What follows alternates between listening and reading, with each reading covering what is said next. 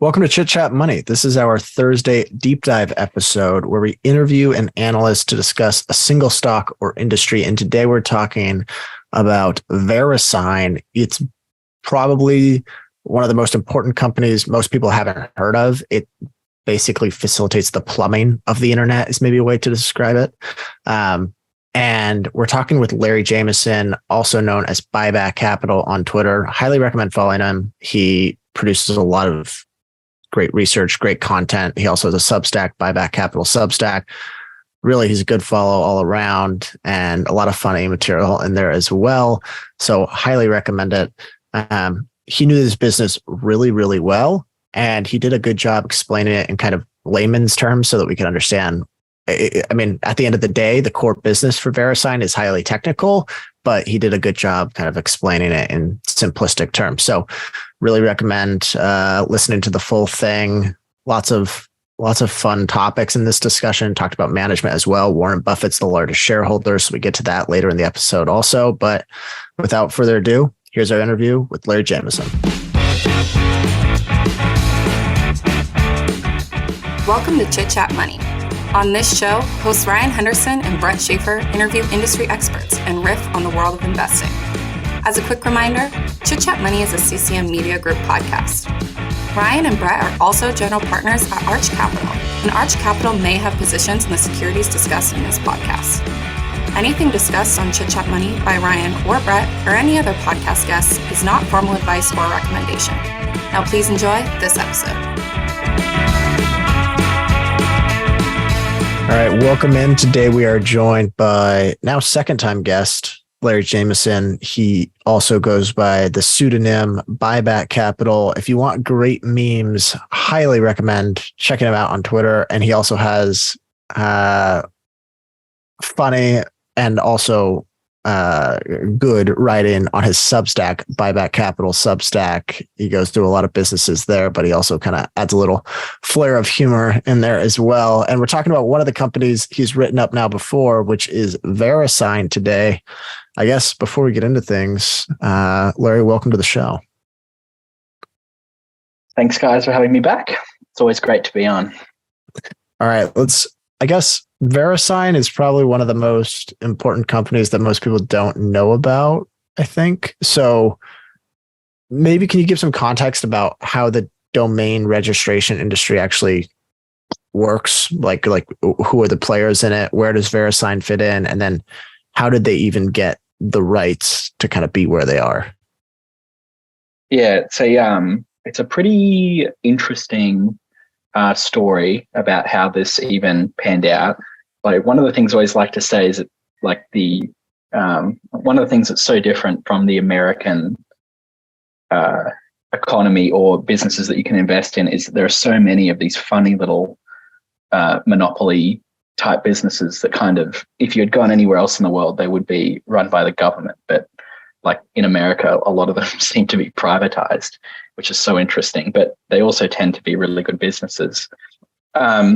It's a really, circuitous story. So early on in the foundation of the internet, a company called Network Solutions, basically over sort of a 9 or 10 year period, was essentially the sole bidder to create the domain registry system with the United States Department of Defense. And so in the very, very early days, they did registering of the domain names, and they were also the registrar, which is the part of the setup that also sells the names retail directly to the public. And so you kind of over time, as the internet got more important from the mid 80s up until the mid 90s, they were able to secure the domain registry rights with ICANN, which is it's a non-profit independent body that regulates names and numbers on the internet. And so Network Solution, it got sued a few times by the by regulators, in antitrust cases to break up various parts of its business. So sort of over time, the domain registry and the being a registrar, so selling the .com and the .net names directly to the public, that got broken up and there was brought in competition. And obviously over time, the number of domains also got larger. So you've got .com, .net, you've got, each country has their own ones. So in Australia, there's .com.au, .org, .io, all kinds of different things. So there was competition brought in on that level as well. Now, where VeriSign steps into this equation, they were founded in the mid-90s, so 1995, by a couple of guys who had worked in private equity before. And as best as I can tell, their plan really was to do like a consolidation play on the internet. So they essentially rolled up a ton of different internet companies. And so in the early 2000s, kind of in the last blow of the .com bubble, they bought out VeriSign in an all-stock deal that was like $21 billion or something like that. So VeriSign was just one of the things that they had rolled up. Basically over time, all the other businesses they bought were very subscale or went out of business, poor quality, and they've been spun out. But essentially, VeriSign ended up with this sort of, but like in a stroke of good luck. And then, through thick and thin, they've kind of been able to keep the domain registry business over time. Now, how that works in practice now is that essentially they run the database of all the names, and they have a service level agreement with ICANN, which basically demands that they have a 100% uptime, keeping the .com and the .net domain names up. So that's a pretty high level service agreement, and they're very, very good at that. And basically, the way that a name would make its way to retail is that it would be sold on through a registrar. So probably, most people listening to this probably would have registered a .com name or a .net name or something like that at some point in time. And you'd buy these through like a GoDaddy, or what's becoming more popular today is to buy them through one of the retail website makers. So if you go through like a WordPress or a Squarespace or something like that, they'll also sell these as a registrar. And so as part of the fees that you pay to the registrar, I think at the moment that, registering the .com a name is about something in the range of $9. And typically, this hasn't always been the case, but typically the registrars will pass along some of that cost to the individual purchasing the name. Historically, it's been a loss leader for them, so they would actually take a loss on the sale of the name, but they'd kind of make up the money selling website features, right? And anyone who's set up a little website will know that it can cost even to set up something very basic, it can be $100, $200 straight off the bat. And so over time, I think that, that's been less of a loss leader, and they've actually been able to add a markup to that as well. That's kind of like the short history and how VeriSign, fits into the puzzle at the moment. Yeah, and it reminds me of the other company we talked about. I can't remember how long ago it was, but FICO, Fair Isaac Corporation, it seems like a very similar business model, as we'll get to it later. Similar margins, extremely high. But that kind of leads me into this next question here, which is their actual business model. What do they actually have to do? What do their employees have to do?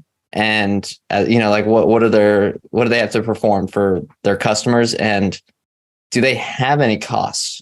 Because it seems to me, like reading it from a high level, they just have a license from the government to print money.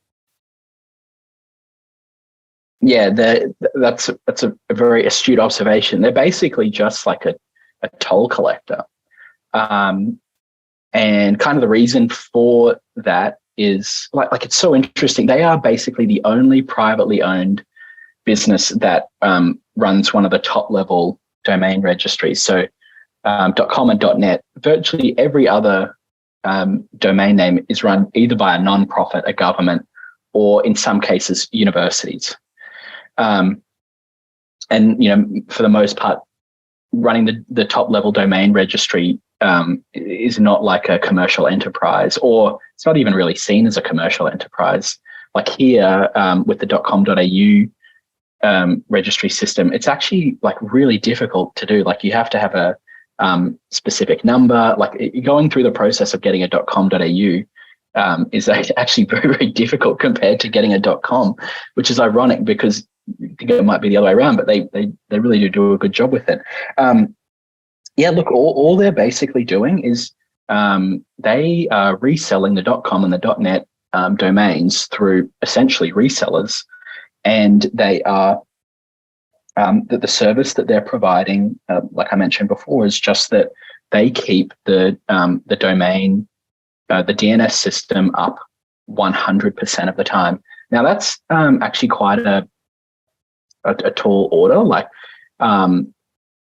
as part of my job, we provide like some mission critical software to the government, and normal SLAs are like 99.99%. Like I think that's what most people will say. So it leaves them, you have some recourse when things go wrong, because things inevitably do go wrong. But these guys have done a really good job of keeping the database up and running.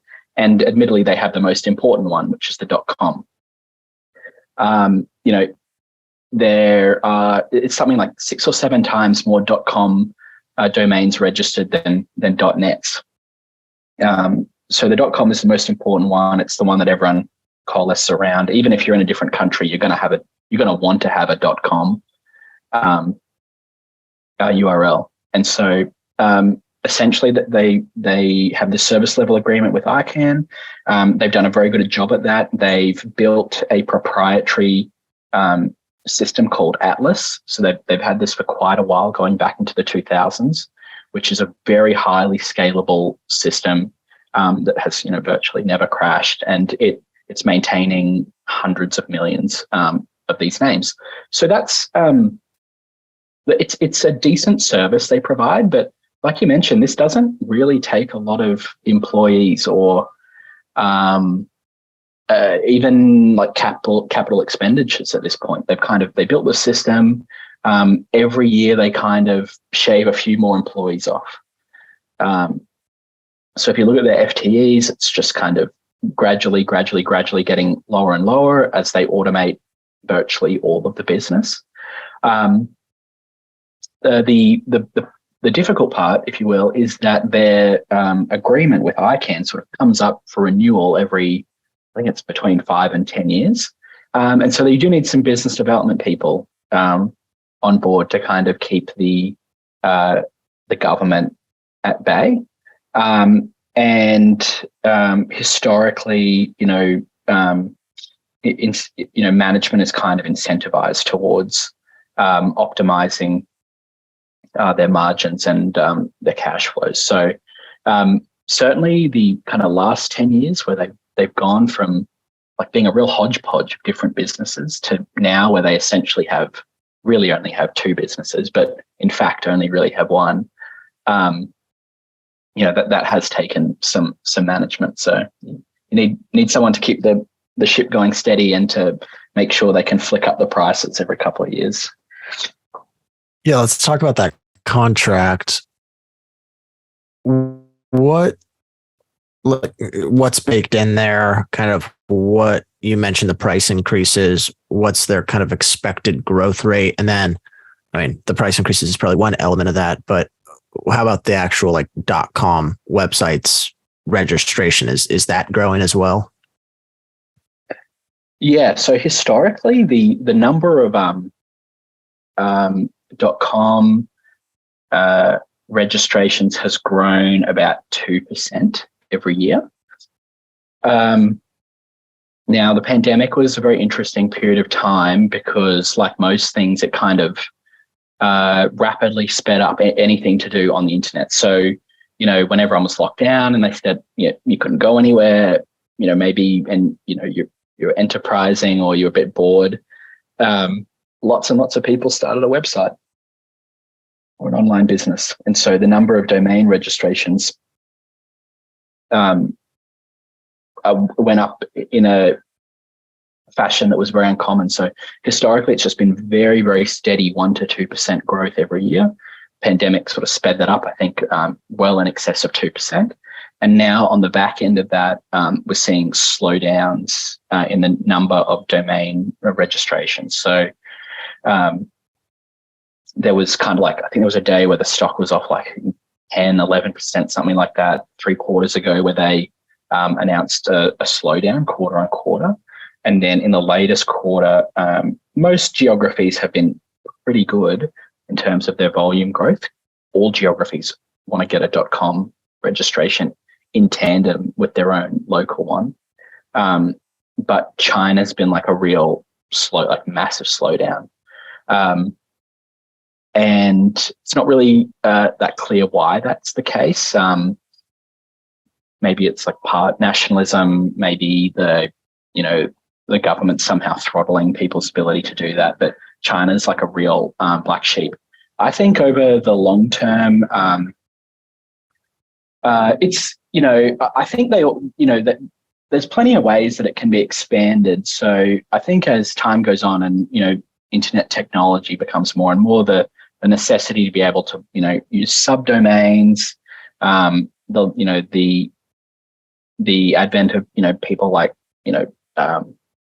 Substack and stuff like that, who have to register a whole bunch of subdomains for the people who are using different specific URLs, all that kind of stuff. And just the internet in general being, a good place to do commerce or have a site is, I think people have found that valuable for a long period of time. I can't see it, not being valuable going forward. Do they get like the $9 on every subdomain for a company like Substack? They might have a slightly different deal, but there are cases where, so in the company I work for, we build websites into subdomains for people. So if it was like, www.brisbane.com.au and they wanted to build like a little, a booking page on a subdomain with some tech pasted in it, they might register www.booking.brisbane.com.au, and you do pay for that. Or sometimes it can, pan out what your deal is with your registrar. So I don't have all the granularity on that, but like sometimes yes, I'm guessing sometimes no. All right. It's definitely not hurting them. Yeah. No. Yeah, we'll talk about the incremental margins on this, but one risk that I was thinking of that maybe has come up from time to time, I know you mentioned in your write-up, which again, you can find on the Substack that we'll link in the show notes. It's the mobile risk. I think this was a concern probably in the earlier age of the smartphone, but there was concern that everything was going to go app-based. You don't have to register a domain there. How has that played out? Did it affect anything at all? Yeah, I think it's a little bit asymmetric, right? Because like every successful app will also basically have a website too. So like Threads, like that's only an app at the moment, but they have to have a website because that's like an on-ramp to get the app. Obviously, if you capture a lot of people over time, that could be like less. But I mean, the way the Western internet has panned out has not been the way that like the Chinese internet has panned out, where people kind of coalesce around like a super app. Like we don't really have a WeChat or Weixin. Like the super app is like the operating system for the phone.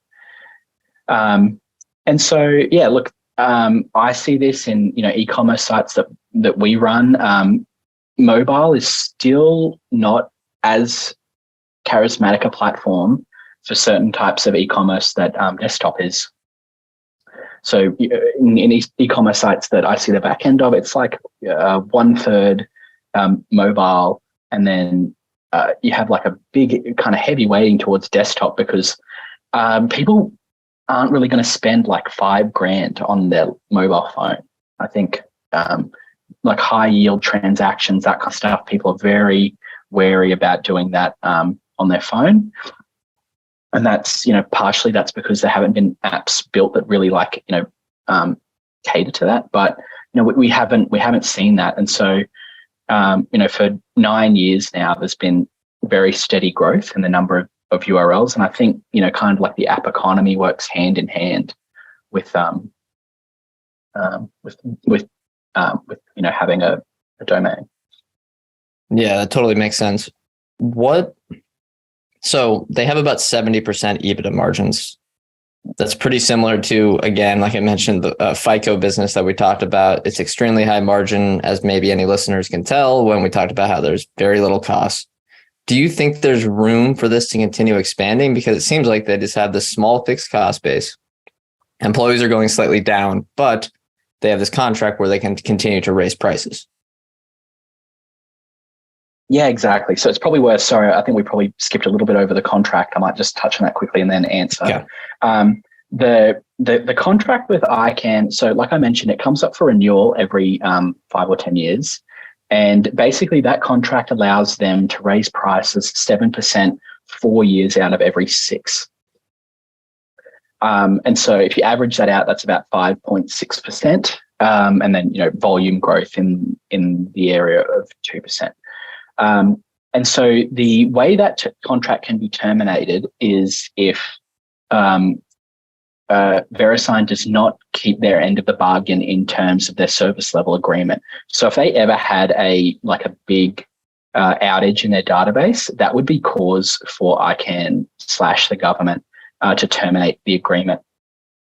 Basically, every time they come to renew this contract, the government or ICANN will use that as a leverage point to kind of get concessions out of them. So in the last round of negotiations, the government got them to spend like $25 million on like business development or something. It was kind of like trying to give a few goodies to all the people who complained that their renewal costs for their URL were going up. Like you can see how some people would be upset if you're just running a hobby site that's about, a blog for your dog or something like that. You can see how the ever increasing prices might be frustrating, especially if you've been running that website for a long time.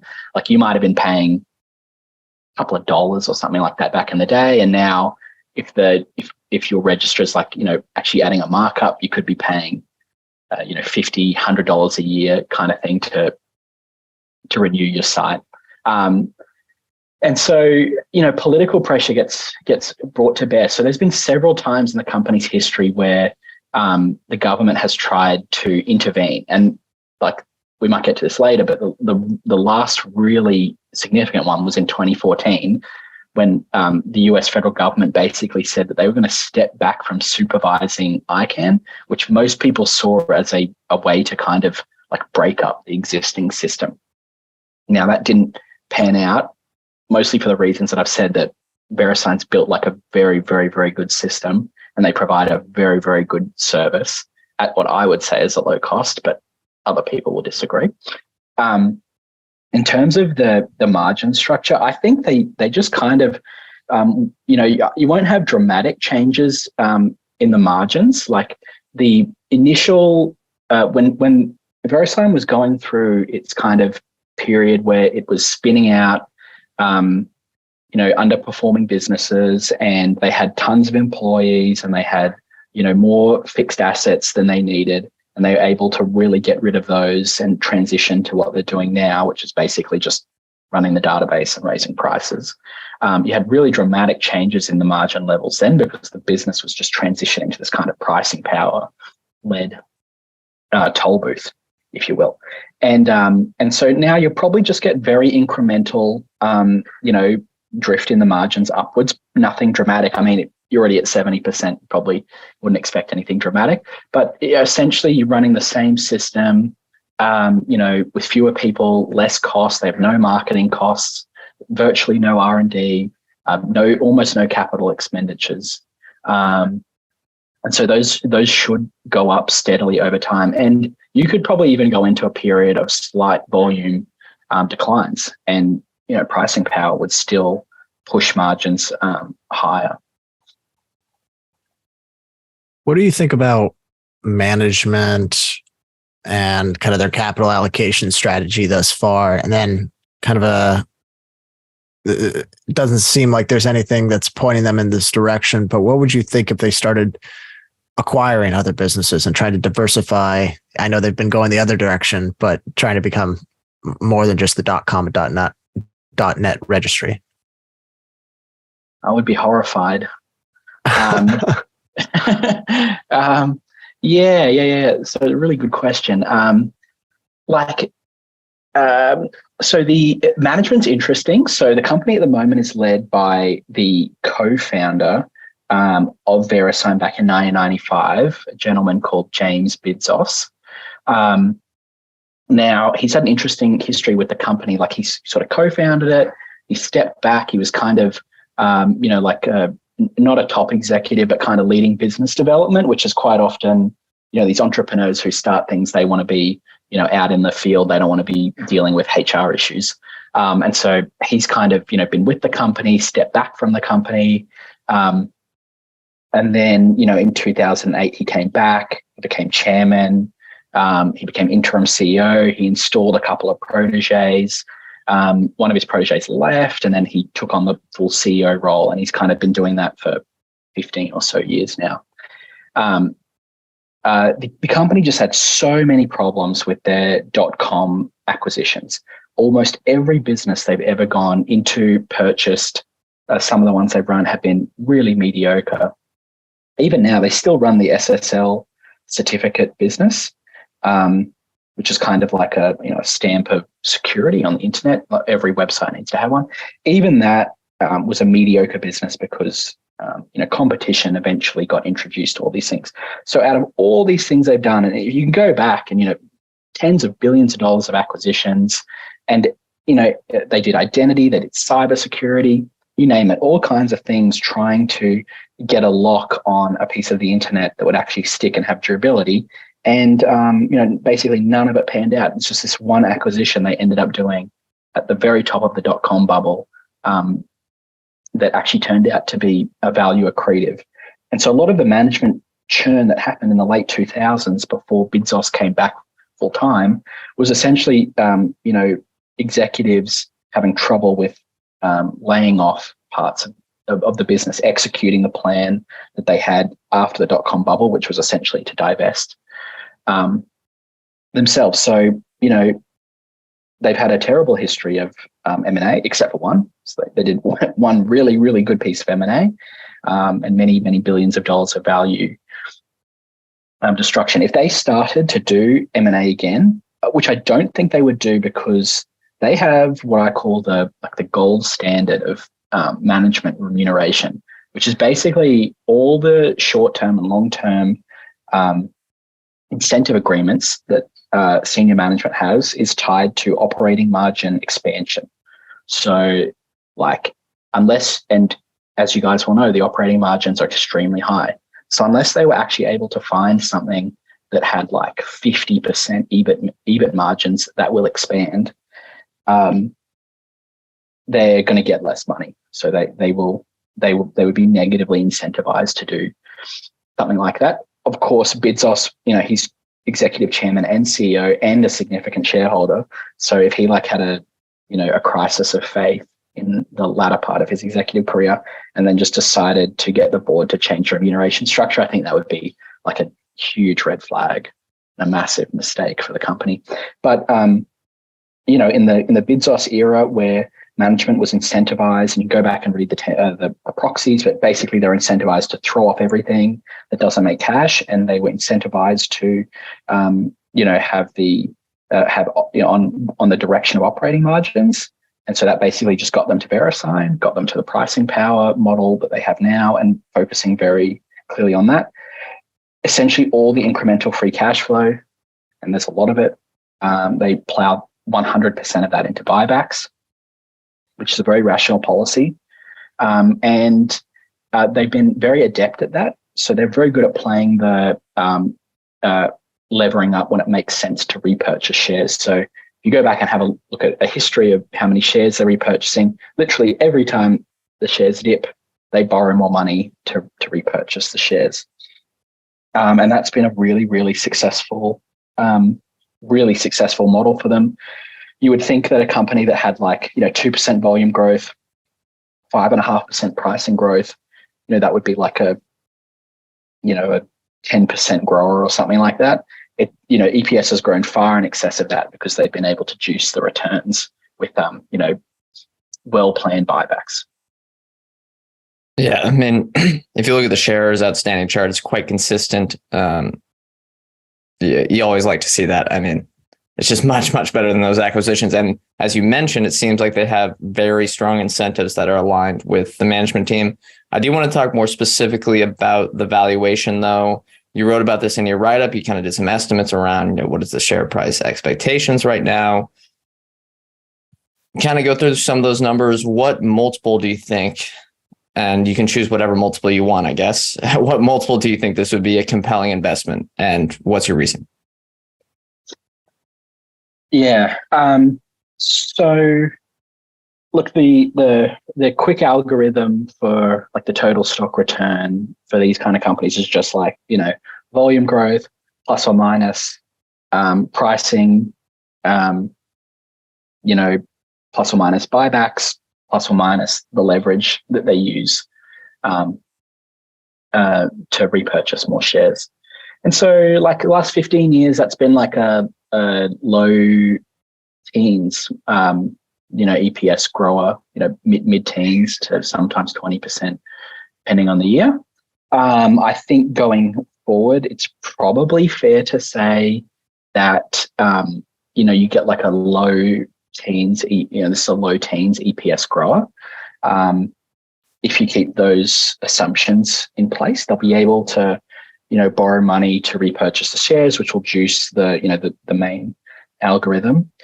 The thing that I get concerned with just on that level is that from time to time, the US government has put pressure on the company for them to stop price increases. So there was significant pressure in 2020 for them to stop doing that. There was the last time this happened, the Obama administration influenced the company to stop the agreed pricing increases. And I think that was during the 2014, 2015 time period. And then you had periods of time where the company, for one reason or another, didn't raise prices. So before Bezos came back, the company just had not raised prices on the .com names for a number of years for reasons that are still unexplained. So I think there's like, you kind of have to underwrite a little bit of that you may have a period in time where the company, for one reason or another, does not raise prices, if that's political or, for an external reason. I think that's less likely now than it is in the past, just because of, how management's incentivized and the culture of where things are. But I don't really see the primacy of the .com domain, going out of favor. I don't see the, mobile being a significant headwind to this. I think what's happening in China is very interesting, and that has really dampened, some demand for it. So I think you can still kind of stick to the 2% kind of growth. Maybe that's, being optimistic, and the pricing growth, but you kind of want to leave a margin of safety there, something like that. I think for a business that, takes no incremental capital and can produce more earnings, I think you should be willing to pay up for something like that, especially when you get all the money back in buybacks, or you get more than 100% of the free cash flow back because they lever up to repurchase shares. So, in that write-up, I think I said something like a high teens, trailing multiple. In the past, you've been able to get this for like 10 times earnings, 11, 12 times earnings, which is like an outrageous bargain. So I think somewhere in the middle there, obviously interest rates would affect this. So if we had a period of like sustained interest rates above 6%, I think you'd want an appreciably lower multiple than like 16 or 17%. I think in the write-up I said like a 6 or 7% earnings yield would be great. Somewhere between there and 20 times earning a 5% earnings yield, that gets you to like a mid-teens IRR. I think, it's just not as attractive these days because the multiple's always so high because everyone knows how good it is. It's obvious how good it is. It's not like all the margins and the business profile was obscured by, other nonsense going on, and then they were able to kind of, break out of that. But I think something like that is fine, and, you do perfectly well. All right, let me run a scenario by you. Let's say a bunch of .coms are down for like an hour, and it's like this widespread internet outage, and VeriSign's kind of the culprit. Is that cause for concern for you? Because in that scenario, maybe the contract is up for bid next time renewal comes around. But am I thinking about the right, or would there probably be some leeway? Yeah, it's a really good point. So the service level agreement is 100% uptime, and they have basically never failed on that, to their great credit. So they do like a really, really good job at that. If they fail on that, so that's an opening for the government to not renew. And I think that's just a really political question. Like if that had happened in 2014, when a lot of the controversies were going on, I think like maybe a killer, maybe that's like a death shot. I think at the moment, this is like not a very controversial issue. The last renewal kind of went through pretty seamlessly, and they have this proprietary system called Atlas, which no one has ever built anything like this. It would be a significant project to just replicate all of this for nothing. So I think probably in an instance like that, the government might look to like alter the terms of the agreement. So maybe they might, get them to either spend more money structurally. So last time they convinced them to spend, like 20, 30 million bucks on, some nonsense. Or they might come for the pricing. They might say, well, you're only going to get 3% a year or something like that. And obviously all of those outcomes, the first outcome would not be bad. A few $million here and there, like that's not a big deal for a company that, will probably make $1 billion in EBIT a couple of years out.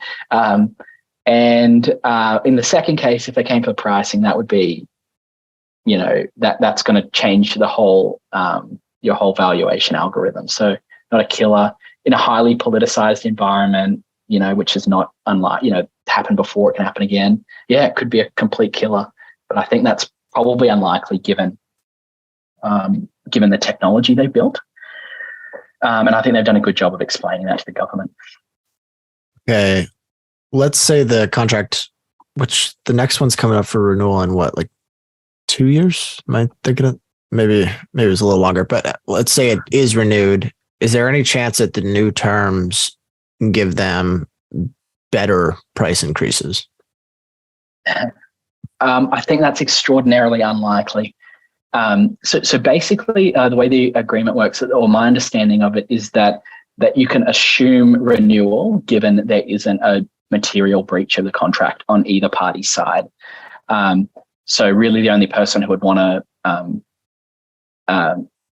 not continue with the contract would be the government. I believe VeriSign, under almost all circumstances, would want to continue with the contract, and I can't see many scenarios where the government or ICANN breaches their agreement, and that leads to significant leverage for VeriSign to negotiate higher pricing. I can't really think of any scenarios in which the government would kind of say yes to that. Even if let's say the desirability of the .com and the .net registries went into like complete reverse, and volumes are declining 10-20% a year, something like that. I think the government would still kind of just be like, oh well, this is your problem, you deal with it, type thing. So yeah, I think the catalyst for pricing would kind of be like if the way I think about it is like if the government allowed them to negotiate directly with with big companies, right? So if you had like, 10, had $1 billion in revenue or something like that, and they would say, oh, under that case, you can go directly to the company and negotiate. I'd be very interested to know what Google would pay for their .com registry. Like, there was that story years and years ago where some kid like got a hold of Yahoo's registry, like they forgot to renew it, and some kid got in there and he registered it for himself, and they had to pay him hundreds of thousands of dollars to get it back. I remember Good for the kid. Yeah, the second or the aftermarket in the early days of the internet boom. I believe McDonald's.com. I think that was over $1 million paid. So yeah, I mean, privately, this could be even a better business, honestly. Why do you think Buffett was attracted to this business? He still owns a sizable percentage of the number one right? shareholder. Yeah. Number one shareholder. Yeah. What do you think attracted him to it? Yeah, it's funny. It's like every time you find something that's really interesting, like he's always on the registry. Like, the old man always gets there first. I think several times in his career, he's been attracted to these types of businesses. So he was there's a company called VeriSign, which, is kind of an analogous business in the insurance industry. And he that was a collective. So it was owned by all the large property casualty insurers and some other insurance companies. He was the only person to keep a hold of his stock after it IPO'd. And he, really likes, he says it infinitum that he likes businesses that can produce more capital without any more incremental capital being spent. And that's exactly what this is. The other thing that he likes to do is he likes value with a catalyst in these quality names. So I speak about what he's doing. This isn't like, net or anything. This is kind of his career at Berkshire Hathaway. And, in situations like, in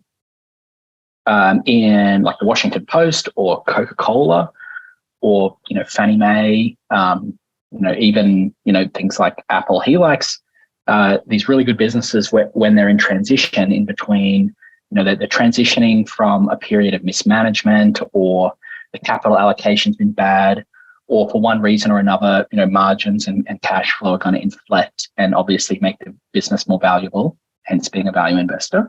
And so I think that's exactly what he saw in 2014. At that point, there was 6 or 7 years where the company had a strategy of rolling back their subscale and sub-quality business lines. They've been moving to a rational capital allocation policy, and they had been, dramatically reducing their cost structures. And like those are all, really good things for the continuing shareholder, especially when you have this, super high margin, decent growing business that doesn't require any more capital, just keeps throwing off more through pricing every year. And so I think he saw that. I think, 2014 was the year when the company had, several problems with the government. So the government was bringing pressure for them to stop raising prices. The government was also threatening to change the nature of how the .com and the .net registries were going to be managed going forward. And so there's a lot of doubt, uncertainty about, what was going to happen with the company. And at the same time, the whole financial model of the company was changing into what it is today. And, I think, I've gone back and had a look. I think on a forward basis, you're kind of getting this for like a low teens forward multiple in an environment where like interest rates were, approaching zero.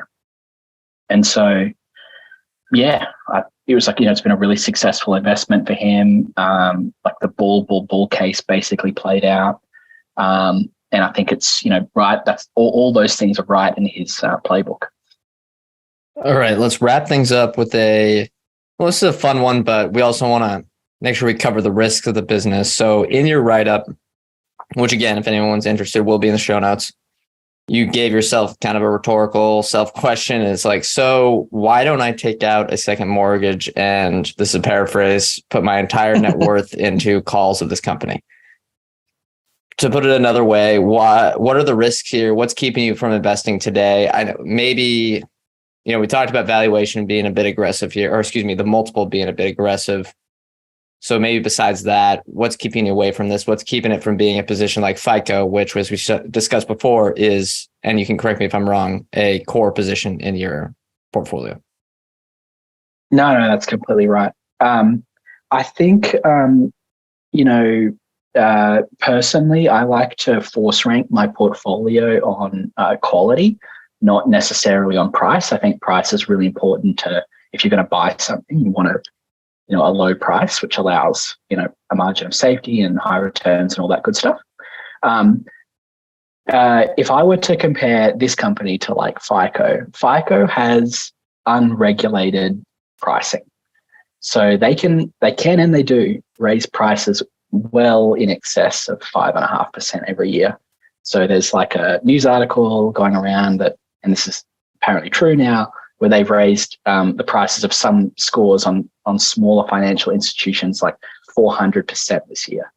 And so, that's like a 395% delta between them. And so the fact that these guys, if they had unregulated pricing, or they were able to do the scenario that we talked about before, where they were able to go to Google and like hold a gun to their head and say, hey, how about you give me $1 billion for google.com? I think that would be like that would be wonderful. You could own that at like any price, right? Because, unregulated and aggressive pricing. And so these guys, they don't have that. They have it's a very decent and good business. And, at like 30 times trailing, 30 times forward, I think you're probably looking at something like a market return. And so, price would be my first, pricing of this business at its current trajectory would be my first reason why I wouldn't want to own it, especially when I compare it against other things that I own. And then secondly, I think, historically, this is one of those companies, and FICO goes through this, and like all the other kind of, quasi-government monopolies go through this. They go through a period of, political interference and controversy and that kind of thing. And those can, that's going to happen. I think you can basically underwrite that is going to happen at some point. At some point, there will be, the government will try to leverage, their bargaining position against the company, or, general political pressure we brought to bear. And that would be like a headwind. And so, typically when people have done well in this is when they bought it, when, there's been uncertainty and, the company had, for one reason or another, had not been raising prices. And so I don't like to buy things that are like, peak multiple on peak earnings. I like where you can probably have a bit of a, catalyst for them to return. And you might not, it might just keep chugging along. I don't know. But I'd rather buy it when, there's some uncertainty. Okay, I have one more question before we conclude. It sounds, and I'm not saying this in a bad way, but it sounds a little boring in terms of it's a very simple model and growth is probably pretty easy to calculate. Is there anything, I guess if you were in the CEO chair, is there anything you'd do differently? Is there anything you'd want to see them do to maybe spur growth a little bit, or would you change anything? Probably not. There's not really much, just like you say, like there's not a lot that they really can do. They keep the system running and they enact the price increases at the intervals that they're allowed. And they do a good job at that. I think, like we said before, I'd be like horrified if they went and did a lot of M&A. I think one of the advantages some of these other, businesses of its ilk, like a FICO or a VeriSign, or even Moody's, something like that, because they have like it's kind of like a proprietary data type business. They've been able to take that and they've been able to roll it off into software offerings, which are, they enjoy a lot of the same features as the core business. If these guys tried to do that, I'm not sure they have any proprietary data. They've only got their domain names. So I'm not sure how they would roll that into a capital light service offering. That might be something that's interesting if they have someone, again, I hate to say it, but if they started doing a lot of biz dev and stuff like that, I'd get really nervous. Just because the core business is so good, and if you take high returns and you put them into something where you don't know what the return probability is going to be, that's usually a bad equation. What do you think the odds are the .ios of the world start to make a comeback against the .coms? Yeah, I think it's .ai. Yeah. .ai. Oh, yeah, right, exactly. right. Well, you don't know what the next one is, right? So there might be there might be a really charismatic, new modality, either of, money or whatever, that might capture a lot of people's imagination. And I think, you can't necessarily underwrite that. I think, the way to think about it is that like every additional, .ai or .io or whatever it is, that's usually a catalyst for that person to also register a .com. So these standards, that people kind of gravitate towards, they still confer legitimacy. So still being trusted on the internet's a big thing. And if you're just a .ai or .io, whatever, there is always going to be some portion of the population who's not going to trust you. This sounds scammy or whatever. And if they can go to a .com, it makes them, these guys, they're being regulated by the US government. And so, I think, at the margins, that, probably the diversity of domains is a net benefit for the .coms. All right. Well, I think that's all the questions we have. For people that want to keep up with you, read more of your work, what are the best places to do that? You can find me on Twitter at Larry Jamison, and on the Substack as well. So Buyback Capital on Substack. Try to put out a piece every week. But yeah. Links to that will be in the show notes. So for anyone spelling, it'll be easy. All right. Well, that's going to do it. We want to throw a disclosure on this. We should remind listeners that Brett and I are not financial advisors. Anything we say or discuss here on Chit Chat Money is not formal advice or recommendation. We are, however, general partners at Arch Capital, so clients may have positions in the securities discussed in this podcast. Thank you all for listening. Thank you, Larry, for joining us again, and we'll see you all next time.